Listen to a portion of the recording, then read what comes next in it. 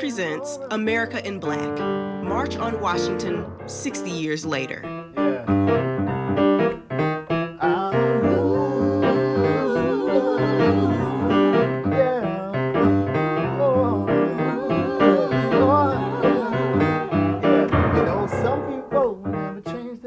Everything's gonna be alright. Yeah. But either way, we're gonna be just fine. Everything's gonna be alright. It will be alright. Yeah. Alright. Alright. Alright. It will be alright. Yeah. Alright. It will be alright. Tonight, 60 years later, a look back at the historic March on Washington.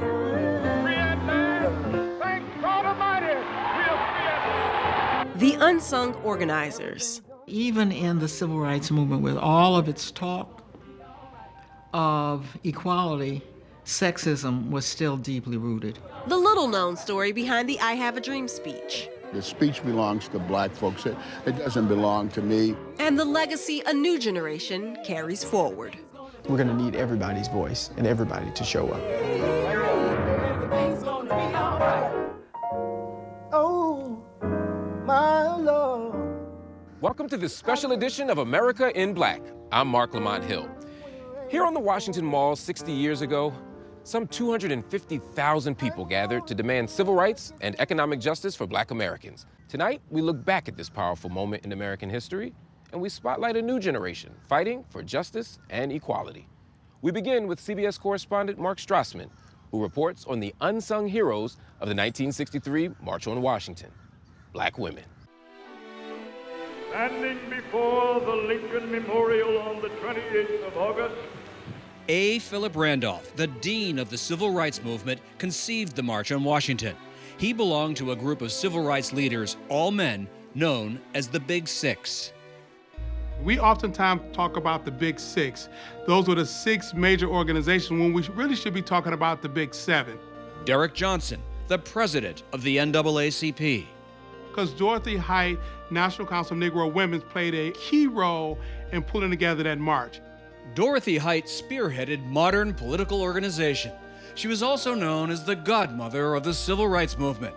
Present for many major marches and milestones over 60 years, she recognized that racism and sexism were part of the same fight. I think there are so many things that women did that not only supported but were active elements in the success of the Civil Rights Movement. Rosa Parks was also there. She had refused to give up her bus seat and launched the movement. And Anna Hedgeman, another march organizer. She later co-founded the National Organization for Women.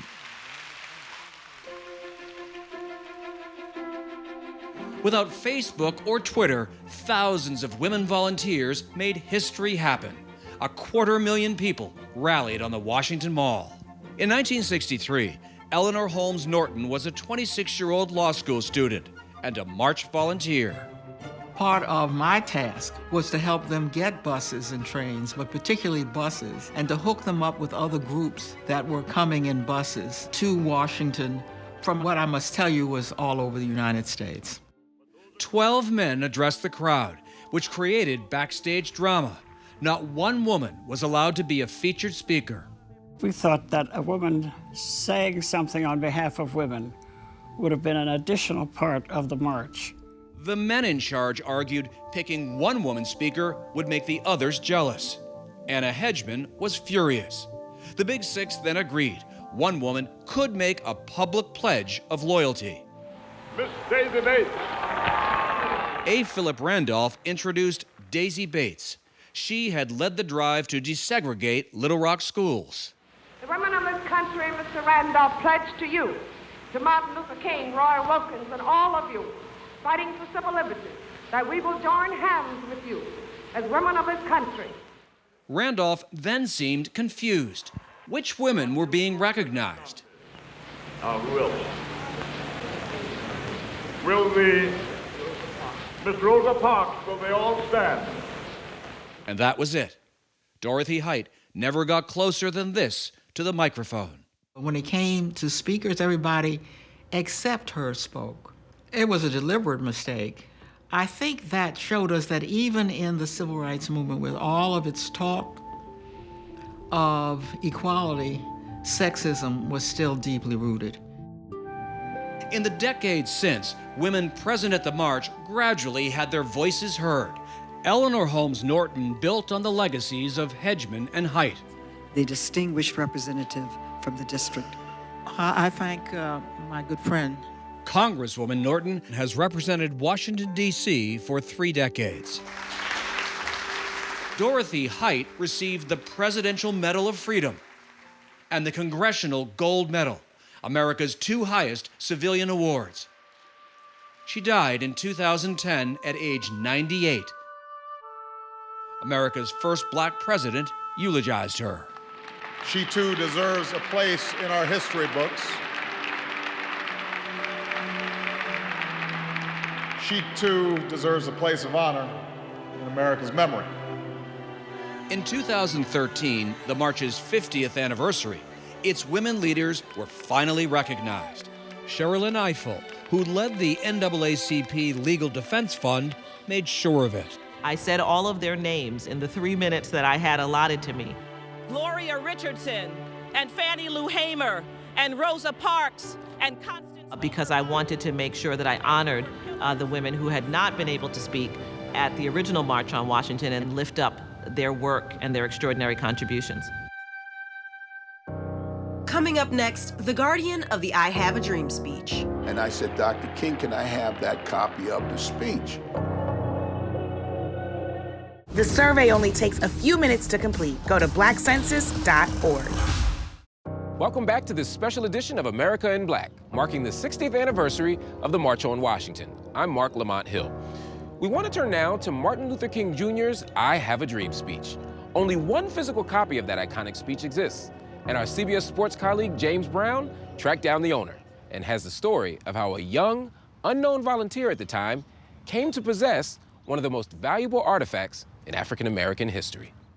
I have a dream that one day this nation will rise up and live out the true meaning of its creed. We hold these truths to be self-evident, that all men are created equal. It took place right here in this designated spot. As I look back now, I can feel a little nervousness inside my body, a little tremor, because I certainly view it a lot differently than I did then. 60 years ago, George Raveling was a 26-year-old former college basketball star. That freedom ring from Stone Mountain of Georgia. Who was not only one of 250,000 people to witness Dr. Martin Luther King Jr.'s historic speech, but as a last-minute volunteer, he had a coveted spot near the podium. Just having a front row seat to such a momentous occasion is a memory worth talking about. But George Raveling's story really begins with what happened after the speech. Free at last, free at last, thank God Almighty, we are free at last. So with the place going berserk, what did you do when he finished? Well, people started to stand, and I have no idea why. I walked over, and he was just folding the paper, and I said, Dr. King, can I have that copy of the speech? Did he hesitate? And he turned and handed it to me. Just as he did, a rabbi on the other side came up to congratulate him, and it was over. I have a dream. My 4 little children will one day live in a nation where they will not be judged by the color of their skin, but by the content of their character. I have a dream today. The words Dr. King spoke that day signaled a turning point in American history. But as for the 3 pages they were written on, Raveling simply tucked them away in an autobiography of Harry Truman and forgot about it. Raveling embarked on a successful career as a basketball coach that took him to Washington State, the University of Iowa, and USC. For over 20 years, I never looked at the speech again. Then one day in 1984, a local newspaper reporter named Bob Denny interviewed Raveling about the significance of being the first African-American basketball coach at Iowa. He said to me, were you ever involved in the civil rights movement? And I said, what kind? And he said, well, what do you mean? And so I told him the story, and he said, you have the speech? The speech was right where he left it, tucked in the Truman book in his basement. The typed document has been framed and in a bank vault for the last 40 years. It doesn't have a title. It's not identified as I Have a Dream. You'll see that he pretty much followed the script. 50 years ago, a great American in whose symbolic shadow we stand. Coach, and I noticed there's an asterisk here on the copy of the speech. Well, and right here is where we now go into the ad-lib part of the I Have a Dream speech. I have a dream that one day... It's true. Those famous words were ad-libbed, turning a planned 4-minute speech into a 16-minute historic address. I have a dream today. At age 85, Raveling considers himself the guardian of the speech. The speech belongs to America. The speech belongs to black folks. It doesn't belong to me. Thank God Almighty, we are free at last. Coming up next, a civil rights leader of the next generation. We need a march on Washington today for jobs and freedom. The survey only takes a few minutes to complete. Go to blackcensus.org. Welcome back to this special edition of America in Black. I'm Marc Lamont Hill. The 1963 March on Washington was largely organized and fueled by the passion of young activists. And today, a new generation is leading that fight. I recently traveled to Memphis, Tennessee, to sit down with one emerging leader who says what took place here on the Washington Mall 60 years ago still inspires him today. Thank you all so much for being here. A rising star in the world of politics, 28-year-old Tennessee State Representative Justin J. Pearson headlined a press conference in Memphis to call for reforms to the Supreme Court. The Supreme Court is not apolitical. It is now a political branch of government that is too often doing the will not of the rule of law, but the rule of mob mentality. Joining Pearson was Martin Luther King III, who more than 5 decades after his father was gunned down, returned to the city. I think that the moment created the climate for this young leadership to emerge. You've been called the people who are going to take the torch and move us forward. How does that feel? What does that mean? It's very humbling, more than anything. It's a recognition of the communities from which we've come from, the people who help to make us who we are. And ultimately, that's what I get my strength from. Pearson first gained national attention when the Tennessee House of Representatives expelled him in April for his protests in favor of gun legislation. I hereby declare Representative Justin J. Pearson of the 86th Representative District expelled from the House of Representatives of the 103rd General Assembly of the state of Tennessee. Less than a week after GOP lawmakers ousted him, local officials voted Pearson back into his seat. The status quo needs changing. And the status quo needs you. It has been a whirlwind in a whole lot of ways to have the supermajority white Republican Party tell us that the issues that we care about don't matter, then to have recognition from the Vice President and the President of the United States that fighting to end gun violence matters, fighting to lift up the voices of people who are being marginalized and oppressed in our country matter enough to people across the country that we've been able to speak with and talk with about this issue. The son of a preacher father, Pearson was born and raised in a tight-knit religious community in Memphis. He credits his Christian faith for his activism. We were financially poor, but spiritually rich. How did you develop the desire to serve? Service is a key component of my family's life. And so growing up, always being told that your responsibility to your community is way bigger than you just being successful. I learned in the lifestyles of the people who I'm most proximate to that the goal is always to be back. Along with his colleague Justin Jones, Pearson, who proudly models himself after Dr. King and the civil rights leaders of the past, has been hailed as the future of the movement. I'm so glad to be fighting with you, to be marching with you, because victory is ours. When you think about the civil rights movement and you think about the moment we're in now, what do you see as the common connective tissue? They share moments such as Emmett Till's lynching, George Floyd's lynching. They share people who are upset about the way that things are, but are persisting in their efforts to change it, just like we are seeing now. But I think what they tell us more than anything is that the work is not done, and that the same forces that were stopping progress, they may not wear hoods, but they do wear badges, and they wear black robes, and they wear suits and ties in state legislatures. We need a March on Washington today for jobs and freedom. While the March on Washington was the pinnacle of the civil rights movement, Pearson believes an event today should right previous wrongs and illuminate those who have historically been in the shadows. One of the main organizers was not allowed to get credit for being an organizer because he was gay, Bayard Rustin. And so when we think about and reimagine what a March on Washington in this moment in time needs, still can be for jobs and freedom, but it must elevate the voices of everybody who's been a participant in our democracy, which includes the Fannie Lou Hamers, it includes the Bayard Rustins, it includes the voices of people who 60 years ago would not have been allowed the opportunity to speak at the podium. But in this moment, to build a multiracial, multi-generational democracy, we're going to need everybody's voice and everybody to show up. Coming up next, Grammy Award-winning artist PJ Morton. I want to be a voice and make sure that we continue to come together the way they did. The survey only takes a few minutes to complete. Go to blackcensus.org.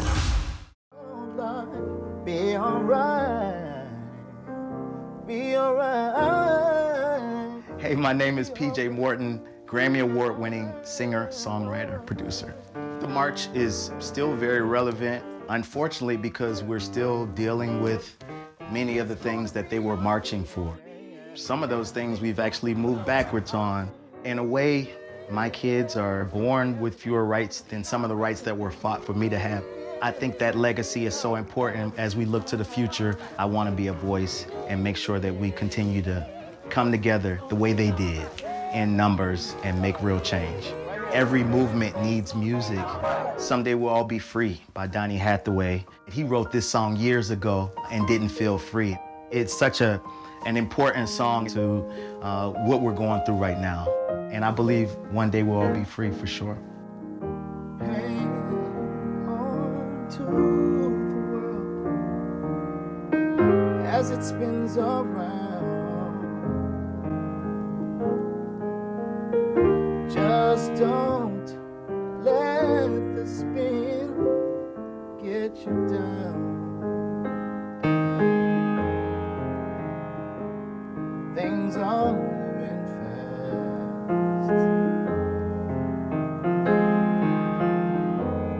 Hold on tight and you will last.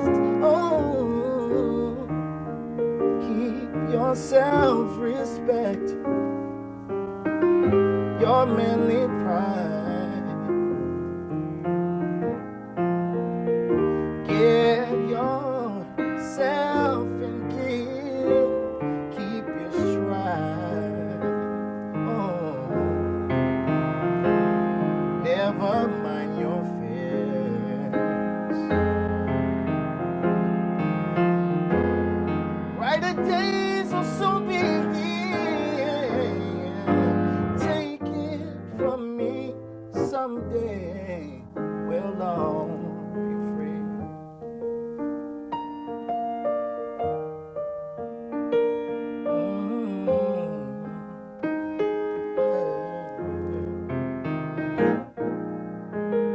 Keep on walking tall. Hold your head up high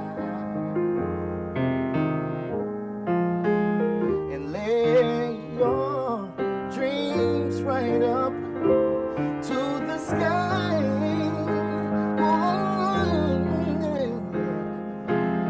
Sing your greatest song.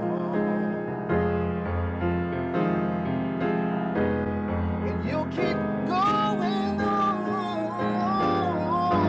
Take it from me, someday we'll all be free.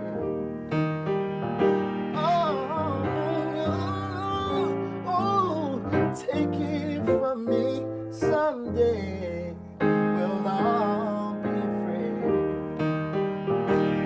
It won't be long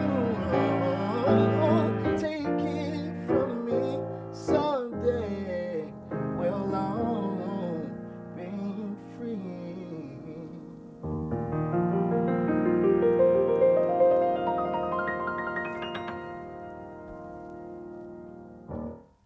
The survey only takes a few minutes to complete. Go to blackcensus.org.